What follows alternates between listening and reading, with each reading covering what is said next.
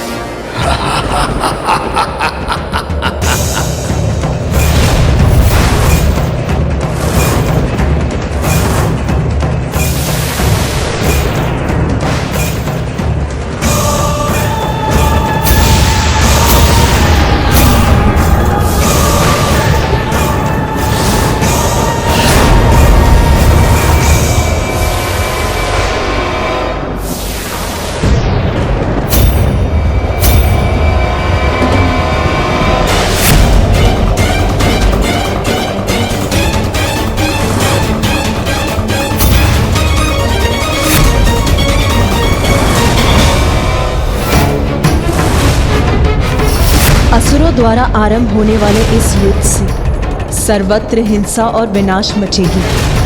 ज्ञात नहीं क्या होने वाला है इसका परिणाम।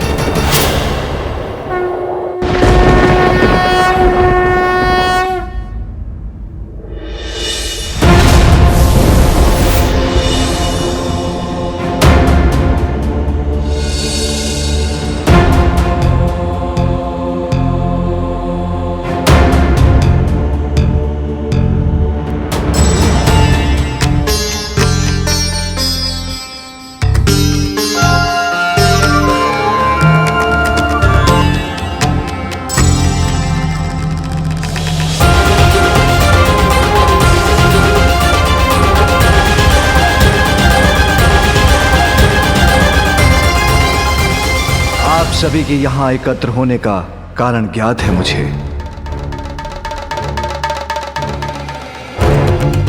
विनाशकारी संकेत तो मुझे और देवी पार्वती को भी दिखाई दिए हैं।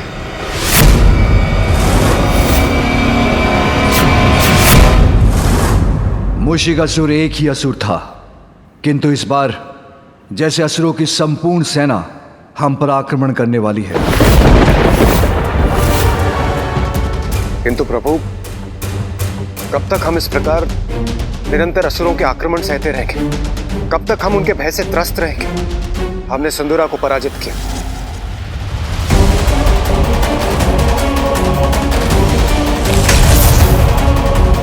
गजासुर का अंत हुआ,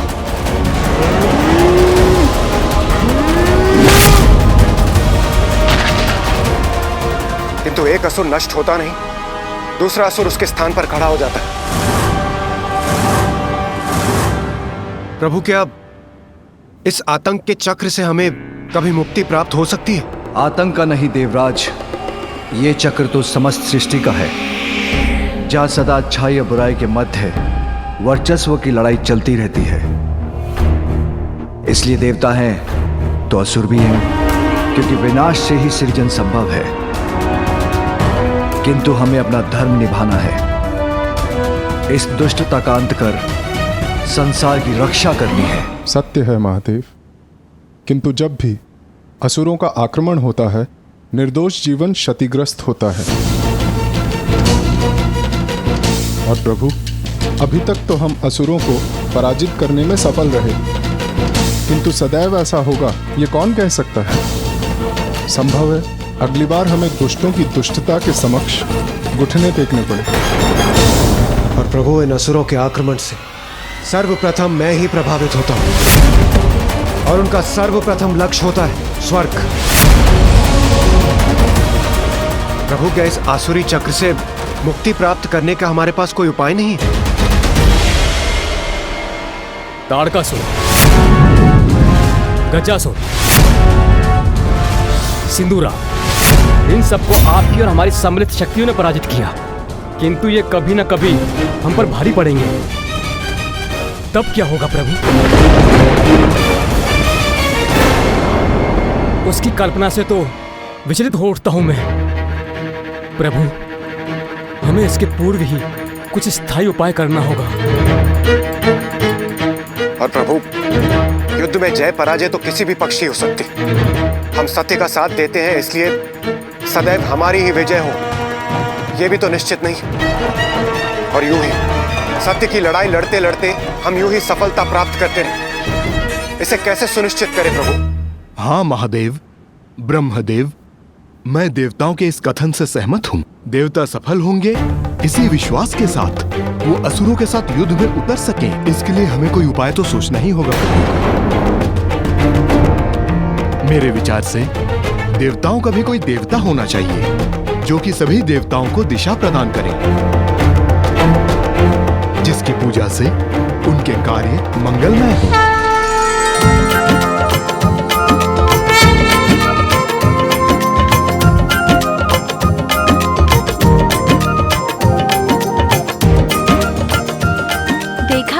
मैंने कहा था ना मूषक जी, हम सफल होंगे।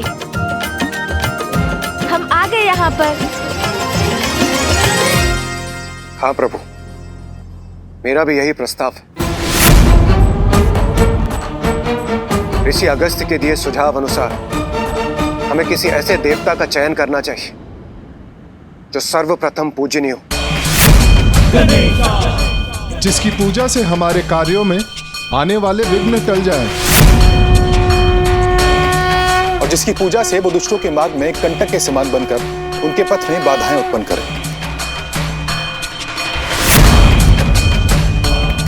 मैं भी सहमत हूं। हमें ऐसे देवता का चयन करना चाहिए जो प्रथम पूज्य हो, जो देवताओं का विघ्नहर्ता ही नहीं, असुरों का भी विघ्नहर्ता हो,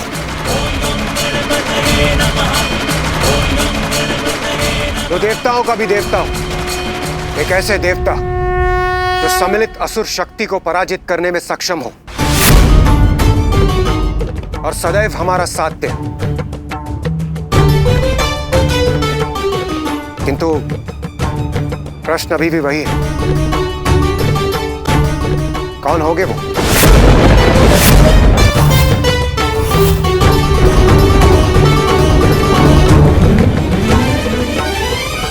जो देवताओं के विघ्नहर्ता और असुरों के लिए विघ्नकर्ता हूँ, जो देवताओं के भी देवता हूँ।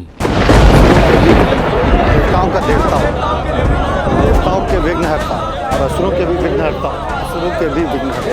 देवताओं का देवता हो, देवताओं के विघ्नहर्ता और असुरों के भी विघ्नहर्ता हो, तो देवताओं के भी देवता हो। शांत हो जाइए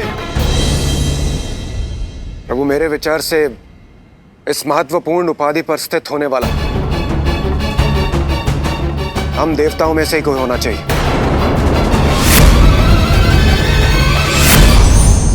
नारायण नारायण। आप समस्त देवताओं को देवर्षि नारद का प्रणाम। प्रणाम त्रिदेव। प्रणाम माता।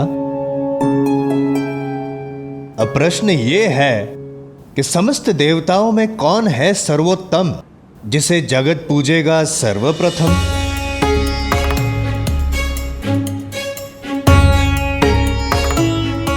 नारद विचार मग्न। कठिन है।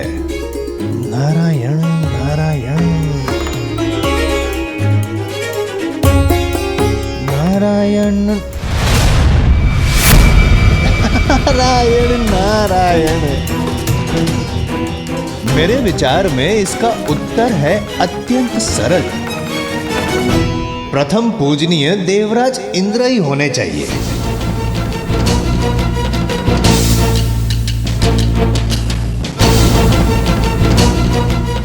आपका क्या विचार है महादेव? अच्छा, और आप इस निष्कर्ष पर पहुंचे कैसे देवऋषि?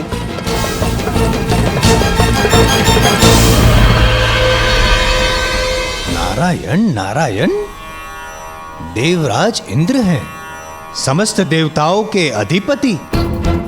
इसीलिए आप सभी देवताओं में यदि इंद्रदेव बने प्रथम पूजनीय, तो आप सभी देवताओं को नहीं होनी चाहिए कोई आपत्ति। और इसका भी है कारण। वर्षा करवाते हैं जिससे उपजता है अन्न और प्राप्त होता है समस्त देवताओं को यज्ञ के हविष्य से भोजन। निसंदेह मुझे कोई संदेह नहीं है कि देवराज इंद्र को ही होना चाहिए सर्व देवों में प्रथम पूज्य।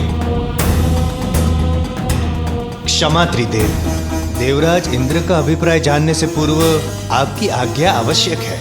यदि आज्ञा हो तो मैं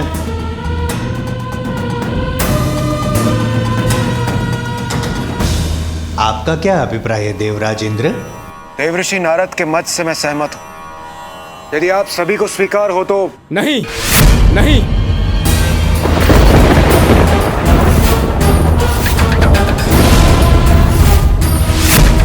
मुझे स्वीकार नहीं है।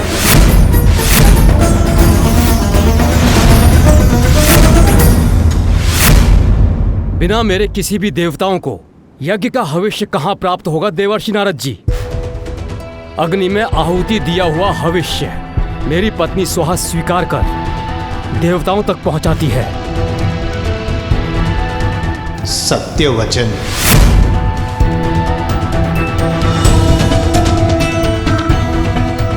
सत्य वचन।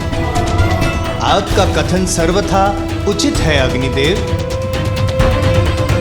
क्योंकि बिना अग्नि के हवन का होना तो असंभव है और अग्नि जो है वो वायु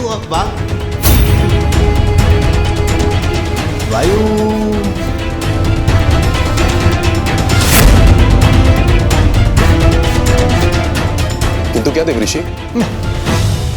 कुछ नहीं, ना ऐसे ही मन में एक विचार ले रहा था आकार, किंतु अग्निदेव का कथन तो सभी को है स्वीकार। कैसा विचार आकार ले रहा था आपके मन में देवऋषि? यदि आपकी आज्ञा हो तो मैं बताऊं। विचार ये है वायुदेव कि जैसे बिना अग्नि के हवन का होना है असंभव, वैसे ही बिना वायु के अग्नि का प्रज्वलित होना भी है असंभव।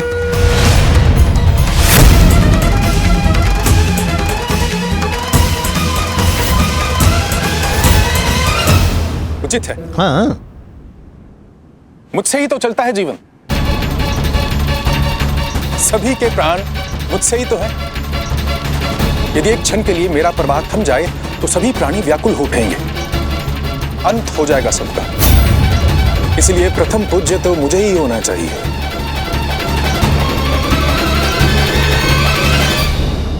सत्य वचन। प्रथम पूज्य देवता का चयन हो रहा है और आप सभी ने मुझे बुलाया भी नहीं।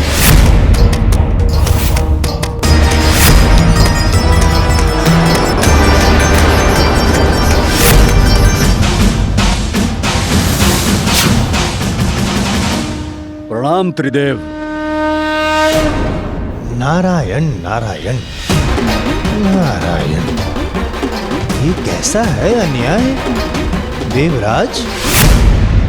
आपने यमराज को सूचित तक नहीं किया।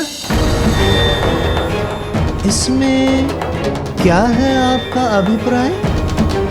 नारायण नारायण। यदि मैंने अपना कार्य रोक दिया तो संसार से मृत्यु चक्र का अंत हो जाएगा। तब क्या होगा संसार का? आप सबने इसकी कल्पना भी की है।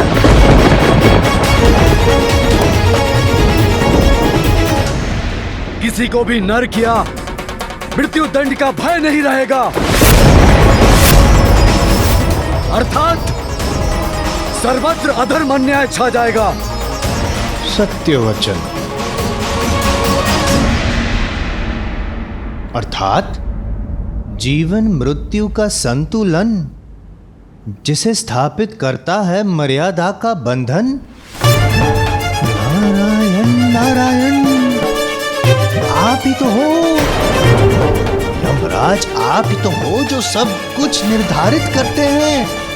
अवश्य, निसंदेह आप ही को प्रथम पूज्य होना चाहिए, आप ही को अधिकार है, क्योंकि आपका प्रकोप जिस पे पड़ गया वो तो जल तक नहीं मांगेगा। जल जल, बिना जल के तो जीवन संभव ही नहीं है। और वरुण देव, आप ही तो जल उत्पन्न करते हैं, और यदि आपने संसार को जल से विहीन कर दिया, संसार तो नष्ट हो जाएगा। यही तो मैं भी कहना चाह रहा था। तो कह क्यों नहीं रहे थे? वरुण देव, आप ही से समस्त गतिमान होते हैं चक्र। चक्र?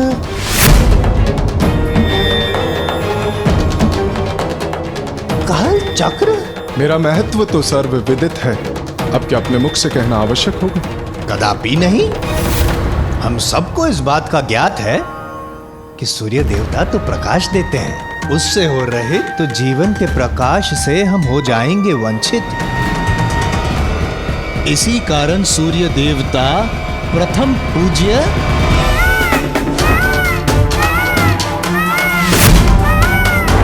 प्रथम पूज्य केवल वो नहीं होना चाहिए जो जगत का कल्याण करे, अपितु जगत की रक्षा भी करे।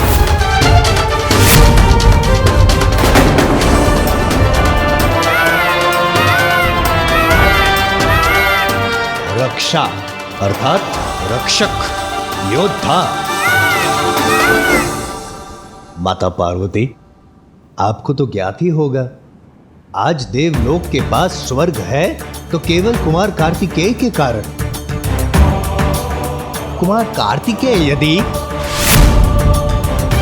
कुमार कार्तिकेय आप ही का स्मरण कर रहे थे और आप आ गए। प्रणाम।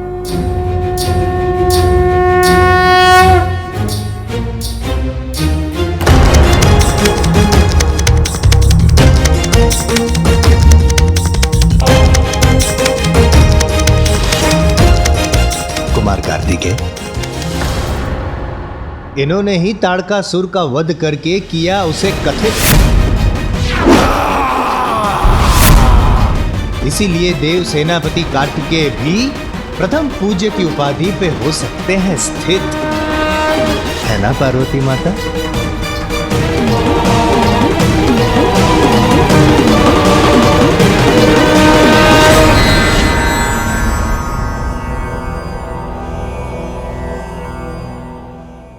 कैसी दुविधा है त्रिदेव, ये कैसी दुविधा है?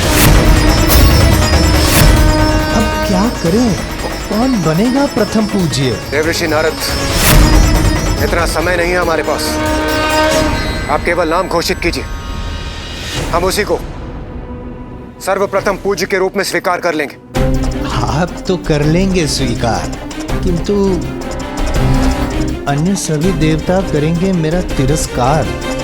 यदि मैंने आपका नाम घोषित कर दिया तो यमराज, अग्निदेव, वायुदेव, वरुण देव, सूर्यदेव इत्यादि ने यदि विद्रोह करेंगे नहीं, किंतु अपना अपना कार्य रोक दिया तो?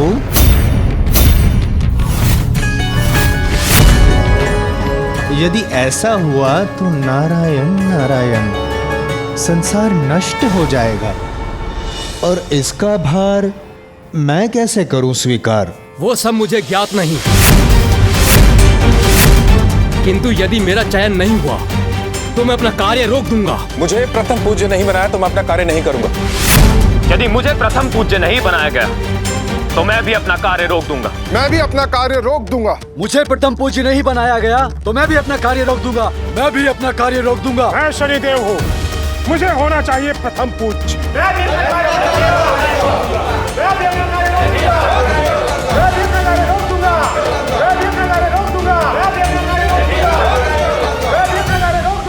इस घोर संकट के समय में भी ये आपस में ही उलझ रहे हैं। कैसे समझाएं इन देवताओं को हम? कोई कुछ सुनने के लिए तैयार ही नहीं। इंद्र सहित देव सारे कर रहे विवादा,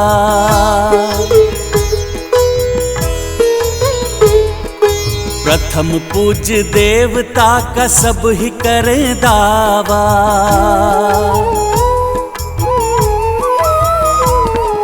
सबके विपरीत सुमुख युक्ति सुझाए, न्यायाधीश की नियुक्ति दिए उपाय। यदि सभी ऐसे ही बोलते रहेंगे तो प्रथम पूज्य कौन होगा? उसका निर्णय कौन करेगा? मेरे विचार से हमें इस कार्य के लिए एक न्यायाधीश नियुक्त करना चाहिए जो इस बात का निर्णय करे।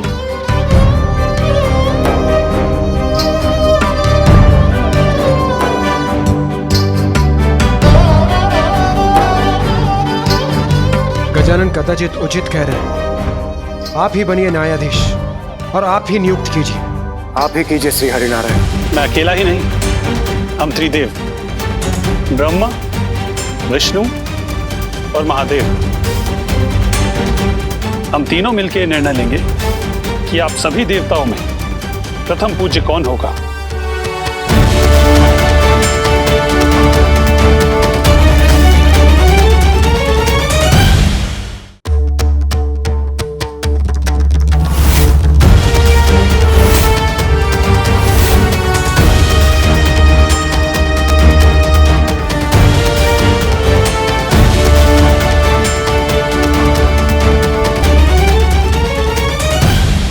मैं होठ पढ़ सकता हूं। मेरे विचार से ये लोग मेरा ही नाम ले रहे हैं।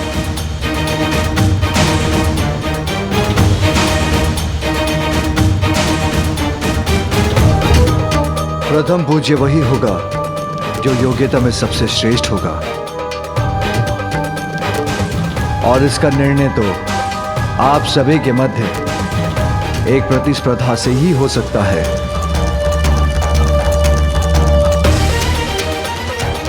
प्रतिस्पर्धा? कैसी प्रभु?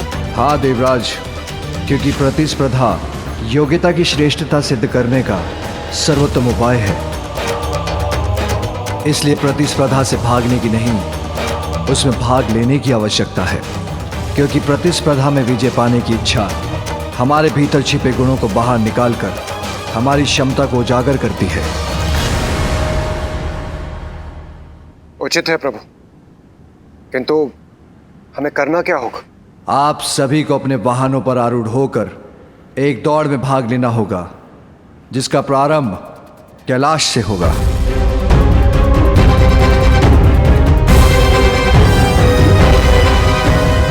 अरे वाह, अपने अपने वाहन पर बैठकर दौड़।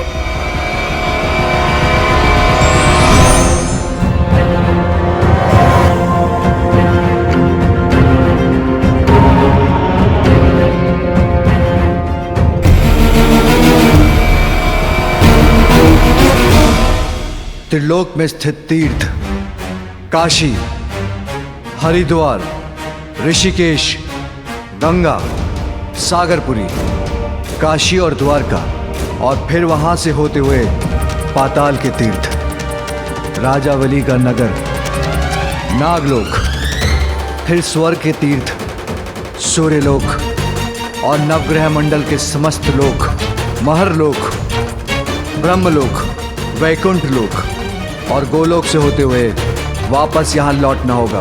किंतु ये कैसे ज्ञात होगा प्रभु कि इन तीर्थों को सभी ने छुआ है? कोई विजय की लालसा में बिना इन तीर्थों पर गए लौट आए तो? ऐसा नहीं होगा अग्निदेव। इन स्थानों की परिक्रमा कर वहां का एक तत्व लेकर आना होगा आपको, जो सर्वप्रथम कैलाश लौटेगा वही प्रथम पूज्य देव बनेगा। इस प्रतिस्पर्धा के लिए मैं तैयार हूं। मैं भी तैयार हूं त्रिदेव। मैं भी तैयार हूं। हाँ, मैं भी तैयार हूं। मैं वरुण देव, मैं भी तैयार हूं।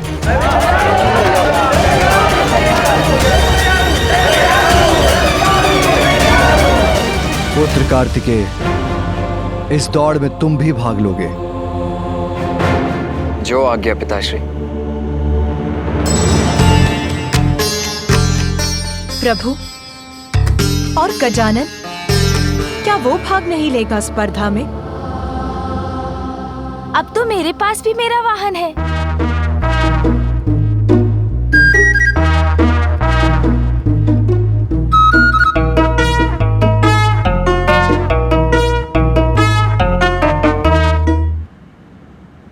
अवश्य बालक गजानन।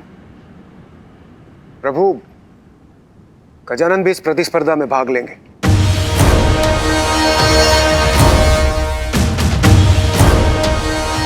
कल प्रातःकाल इस स्पर्धा का आरंभ कैलाश से होगा।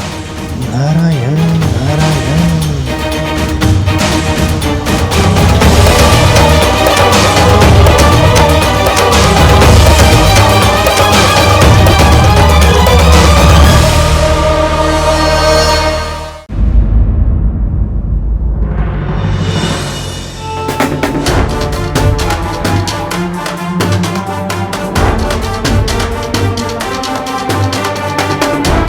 पिताश्री, माँ, मुझे आशीष दीजिए।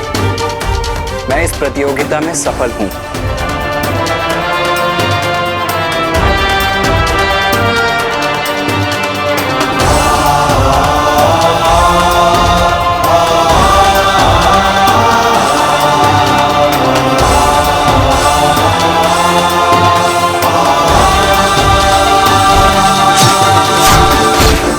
क्या हुआ माँ? आप अचानक इतनी चिंतित क्यों हो गई?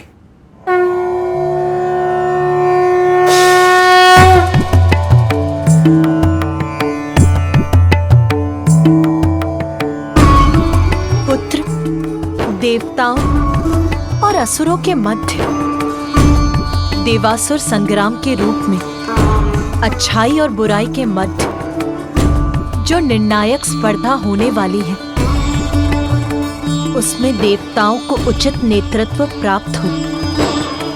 उसके लिए ये प्रतिस्पर्धा अत्यंत महत्वपूर्ण है पुत्र, जिसमें मेरे दोनों पुत्र यथाशक्ति विजय प्राप्त करने के लिए प्रयत्न करें।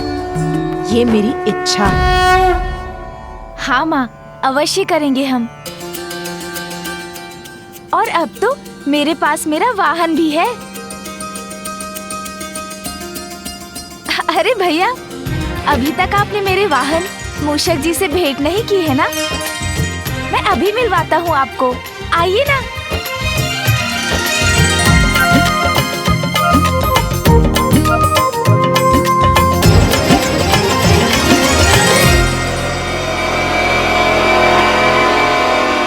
ये है मेरे वाहन मूषक जी। देखा भैया? बताइए ना, अच्छे हैं ना मेरे वाहन? अभी इन पर सवार होकर दिखाता हूँ मैं।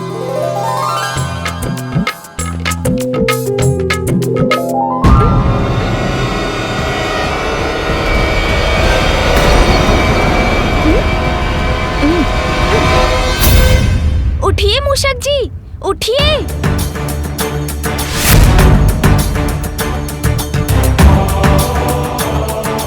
अरे मूषक जी, उठिए ना। ये कैसा वाहन चुन लिया गजानन ने, जो उसका भार उठाने में भी असमर्थ है। कोई बात नहीं मूषक जी, इस बार अवश्य सफल होंगे आप। एक प्रयत्न और कीजिए। गजानन, तुमने अन्य देवताओं के वाहन देखे? उनको छोड़ो, मेरे वाहन मयूर के तीव्र वेग से तो तुम परिचित हो ना? उनसे तुम्हारा ये वाहन कैसे स्पर्धा करेगा? तुम्हें अभी एक दूसरा वाहन चुनना होगा। पुत्र कार्तिकेय,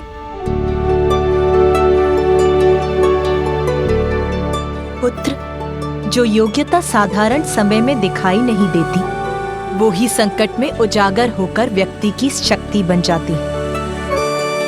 इसीलिए बिना किसी के सामर्थ्य को जाने उसके बारे में किसी निष्कर्ष तक पहुंचना तो सर्वथा अनुचित है पुत्र। जी माता, शुभ संकल्प तो किसी को कल्पना से परे ले जा सकता है। संभव है कल गजानन और उसका वाहन मूषक तुम्हें चकित कर दे पुत्र। इसीलिए कभी किसी को कम आंकने की भूल मत करना पुत्र। उचित है माँ, किंतु मुझे तो ऐसा प्रतीत हुआ जैसे भैया मेरे मूषक जी को कम नहीं आंकना चाहते। वो तो बस इतना चाहते हैं कि मैं असफल ना हूँ, है ना भैया? और वैसे भी माँ, मैं जीतूं या भैया, विजय तो आपके पुत्र की होगी ना? हाँ पुत्र, कल भोर की प्रथम किरण के साथ देवताओं के बीच ये प्रतिस्पर्धा प्रारंभ होगी। इसीलिए तुम दोनों को तैयार रहना होगा पुत्र।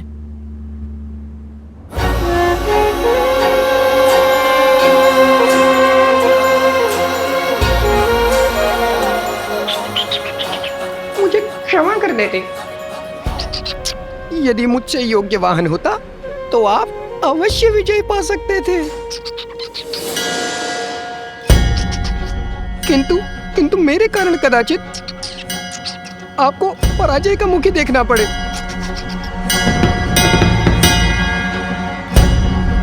चिंता मत कीजिए मूषक जी, कल जो भी हो, इस प्रतियोगिता में विजय तो महादेव पुत्र की ही होगी।